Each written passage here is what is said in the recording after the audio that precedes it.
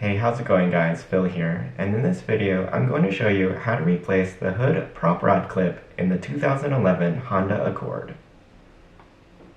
First, pop the hood of your car by pulling on the release latch located just inside the driver's side door near the floor. Then reach under the middle of the hood and unhook the catch by pressing the latch to the right while lifting. Typically, the prop rod for your hood is secured in place with a plastic retaining clip, but as you can see here, my clip is broken and the rod is free to slide around. To hold your hood open, raise the prop rod and insert its end into the matching hole on the underside of the hood, indicated by the pointing arrow. We first need to remove the broken clip by pressing on the square catch in the middle and pulling the clip away from the frame. Here you can see more clearly that the front of the clip has snapped off. We'll be replacing it with the Dorman 45899 prop rod clip, which is an exact fit for this model vehicle. We can see side by side the dimensions are identical and the new clip is intact. To install it, line up the square locking tab with the cutout in the frame. Carefully push the clip onto the frame, being sure not to push directly on the clip end, as this could cause it to break.